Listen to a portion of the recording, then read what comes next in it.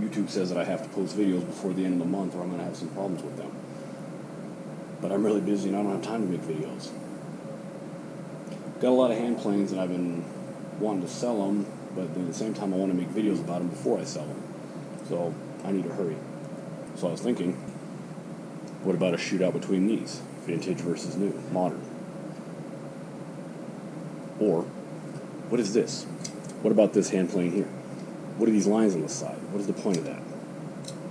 How does this compare to regular Stanley number 4? Or what is this? Stanley A4. Why? Why is there an aluminum hand plane? What's the point of it?